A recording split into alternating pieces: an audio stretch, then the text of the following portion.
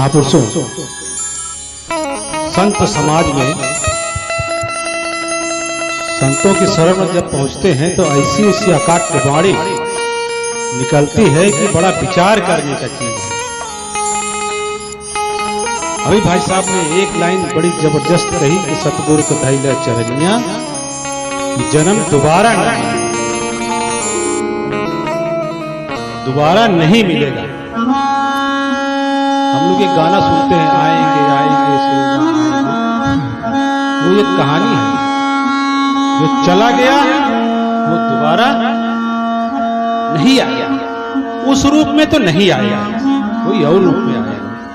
ये संतों की बड़ी अकाट्य भाषा होती है, इस पे विचार करने की आवश्यकता है। महापुरुषों, हम जब सत्संग करते हैं तो यहां पर बड़े बड़े अच्छे अच्छे विचार निकलते हैं। समाज में क्या गड़बड़ है, हमारे अंतःकरण में क्या गड़बड़ है। एक बार महात्मा बुद्ध से उनके एक भिक्षु ने पूछा, शिष्य ने, कि प्रभु सबसे बड़ा पाप क्या है। तो उन्होंने कहा, मैं तुझे एक दृष्टांत सुनाता हूं, कहानी। कहने लगे, एक राजा था, बड़ा धर्मात्मा था, बड़ा दयालु था, उसके राज्य में सब सुखी थे।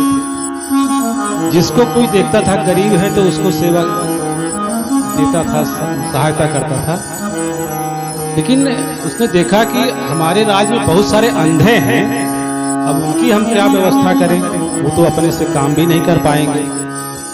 तो उन्होंने क्या किया कि एक आश्रम बना दिया और उसमें जितने अंधे थे राज्य के सबको इकट्ठा करके भोजन पानी सबकी व्यवस्था कर दी। करीब 100 अंधे मनुष्य वहां पर रहते थे और उनकी सेवा खाना पीना की सब व्यवस्था राजा स्वयं करता। एक दिन उनकी व्यवस्था में खीर बनी खाने के लिए। खीर बन रही थी, पता नहीं कहां से एक सांप आया, गर्मी की वजह से उस खीर में विष डाल के भाग गया। किसी ने देखा ही नहीं, न रसोइये ने देखा, न और कोई आदमी थे। जब विष डाल के चला गया तो वो खीर अंधे लोगों ने खाया, सबकी मृत्यु हो गई। जब मृत्यु हो गई तो राजा सुना तो बड़ा दुखी हुआ, मैंने तो ये सेवा के लिए इतनी व्यवस्था किया था और ये तो बहुत ही अनर्थ हो गया। बड़ी ग्लानि हुई, इतनी ज्यादा उसको ग्लानि हुई कि वो अपना वो राजपाट दूसरे को सौंप करके चला गया जंगल में। दुखी होकर के जा रहा था, शाम हो गई, एक गांव में आखिर पहुंचा तो उसने कहा, भाई हमको रात रुकने की व्यवस्था हो सकती है। तो गांव वालों ने कहा, भाई हमारे यहाँ रात नहीं रुक सकते। सब जगह पूछा, उन्होंने कहा कि एक गांव के बाहर एक भाई बहन रहते हैं, वो बड़े सत्य स्वभाव के हैं, संत भाव के हैं, भजन कीर्तन करते हैं, आप उनके यहाँ जाइए तो रहने की व्यवस्था हो जाएगी। तो राजा उनके यहाँ गया, उनसे कहा कि भाई हमको एक रात रुकने की व्यवस्था कर सकते हैं, कहीं की कोई बात नहीं, आप रहिए। तो राजा वहाँ रुका, खाना पीना खाया, बाहर सो गया। सवेरे वो दोनों भाई बहन उठे तो बहन जो है नहा धो करके वो ध्यान में बैठती थी, तो उस दिन थोड़ा ज्यादा देर ध्यान तक लगाए रहे। तो भाई ने पूछा, बहन आप ज्यादा देर तक ध्यान काहे लगाए रहे। कहे, आज भगवान के दरबार में एक अजीब वाकया आया है कि एक राजा परोपकार के लिए सब अंधों को एकत्रित करके उनको भोजन पानी की व्यवस्था किया, लेकिन कहीं से एक सांप आया, उसने उसमें विष डाल के भाग गया। न रसोइये ने देखा, न किसी और ने देखा। तो इस पाप का भागीदार कौन होगा? वो रसोइया होगा, या वो सांप होगा, या वो राजा होगा जिसने ये सारी व्यवस्था किया था। वो राजा ये सारी बात सुन रहा था।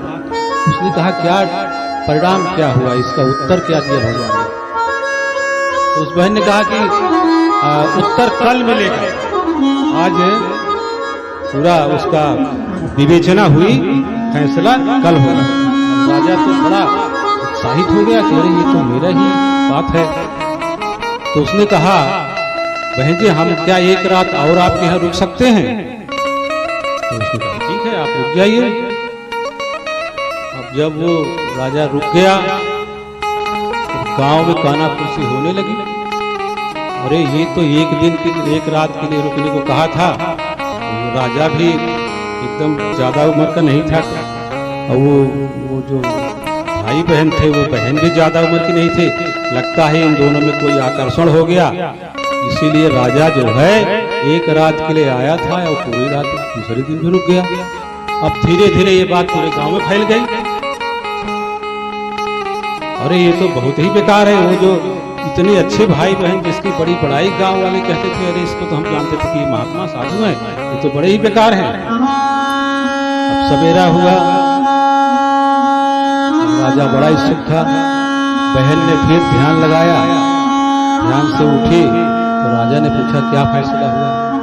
ये पाप किसको लगा?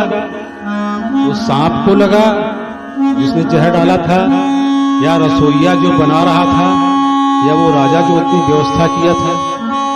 तो बहन ने बताया कि भगवान का फैसला है कि ये पाप तो पूरे गांव वालों में बट गया। जो जो बुराई कर रहे थे ये सारा पाप उनके पास में चला, और वो जो है न राजा दोषी है न सांप दोषी है।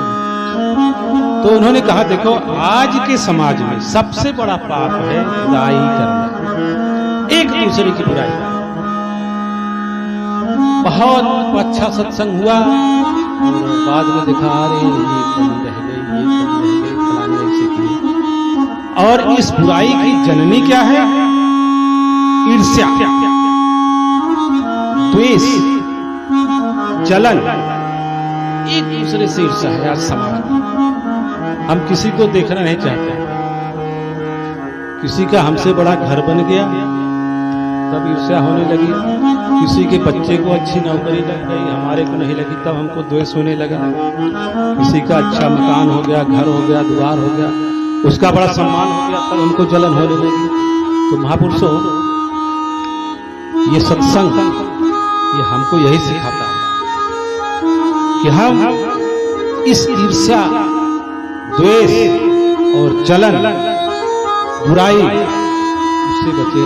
इससे बड़ा और कोई पाप नहीं है। किसी की हत्या कर देना उतना बड़ा पाप नहीं है आजकल जितना किसी की बुराई करना, किसी से ईर्ष्या करना, किसी से द्वेष करना।